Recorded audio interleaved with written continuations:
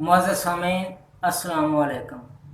आज मैं बहुत अहम सब्जेक्ट को बयान करना चाह रहा हूँ। वो ये है कि रियासत के रकबा की मलकियत और कब्ज़ा। इसकी तीन किस्में हैं।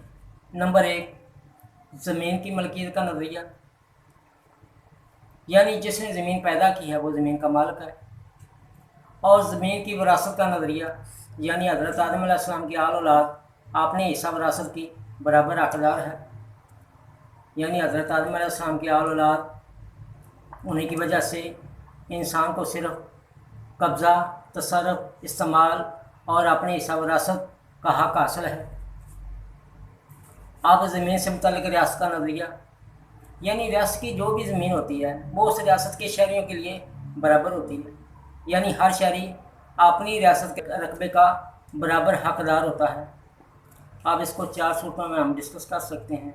नंबर एक, इस्लाम की रूह से रकबा की मलकियत, रियासत की रूह से रकबा के हक़दार, आइन की रूह से रकबा के हक़दार और कानून की रूह से रकबा की मलकियत। अब हम देखते हैं कि इस्लाम की रूह से रकबा की मलकियत कैसे है। सूरत आल इमरान की आयत नंबर 180 में ज़िक्र है कि अल्लाह ही के लिए है मलकियत आसमान और ज़मीन की। अब आप देखें कि महरूम शहरी या कम कब्ज़ शहरी आर्टिकल 227 के पास जाता है, आइन में इस्लामी जमहूरिया पाकिस्तान के आर्टिकल 227 के पास जाता है।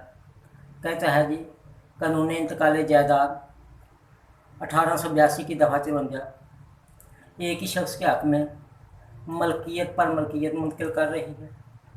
रजिस्ट्रेशन एक्ट 1908 की दफ़ा 17 एक ही शख्स के हक़ में रजिस्ट्री पर रजिस्ट्री कर रही है। लैंड रेवेन्यू एक्ट 1960 की दफ़ा 41 एक ही शख्स के हक़ में इंतकाल पे इंतकाल कर रही है। तो आर्टिकल 227 कहता है कि ये इस्लाम से मुतसादिम है, इन्हें नाफिज नहीं किया जा सकता। मेरी उलमा कराम से गुजारिश है कि वो मलकियत और कब्ज़ा से मुतल्लिक़ आवाम की रहनुमाई फरमाएँ और मजाज अदालतों से दरख्वास्त है कि वो मलकियत के दावाजात, अपील, निगरानी, रिट को खिलाफ इस्लाम करार देकर खारिज फरमाएँ ताकि अल्लाह के हुक्म की फर्माबरदारी हो सके।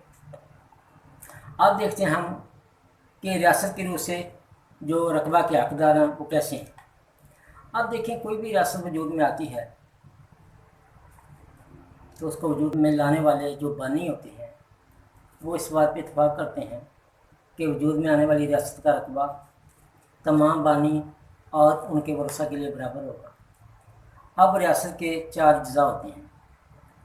मसलन पहला नंबर इलाका है, दूसरा नंबर आबादी, तीसरा हुकूमत, चौथा इक़्तिदार अला है।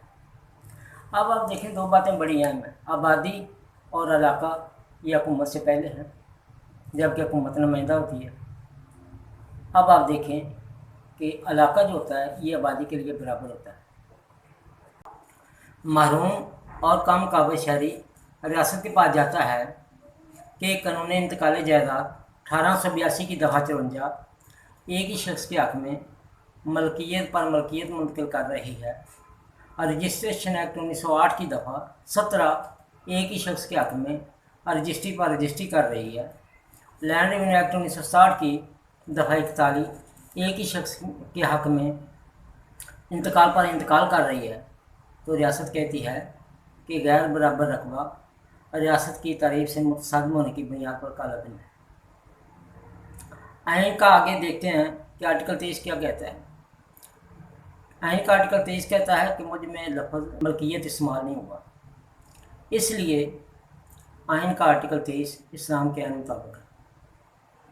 अब महरूम और कम काबिज शहरी आर्टिकल 23 के पास जाता है, वही बात करता है कि कानून इंतकाल जायदाद की दफ़ा 54 एक ही शख्स के हक़ में मलकियत पर मलकियत मुंतकिल कर रही है।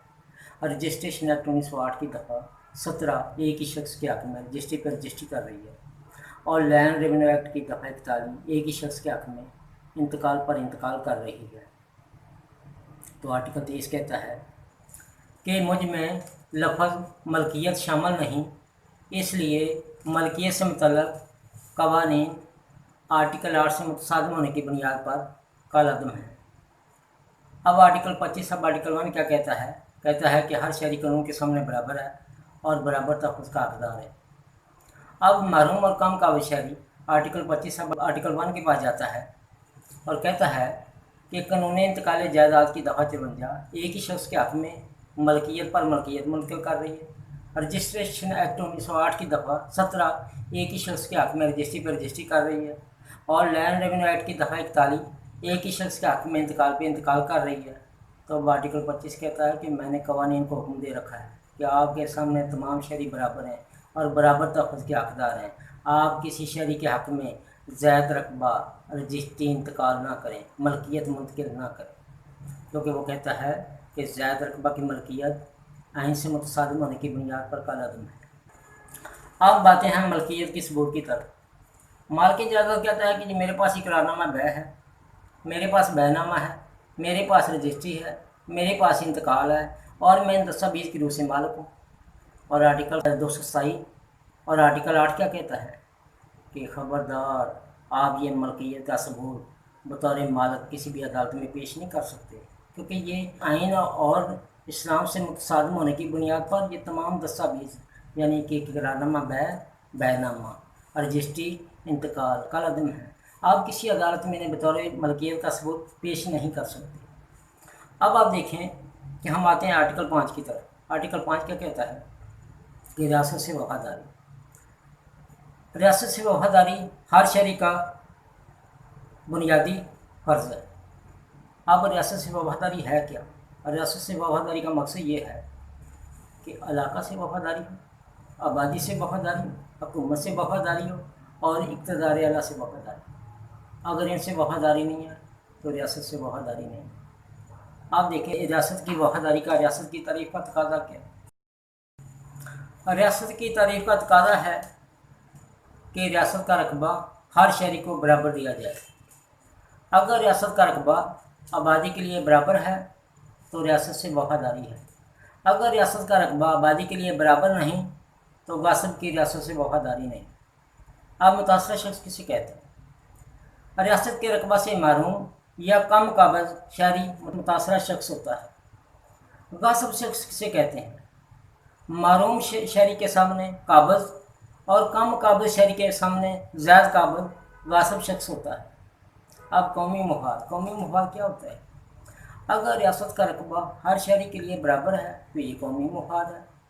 اگر یہ ریاست کا رقبہ ہر شہری کے لیے برابر نہیں تو یہ قومی مفاد نہیں۔ اب پاکستان اور وراثت،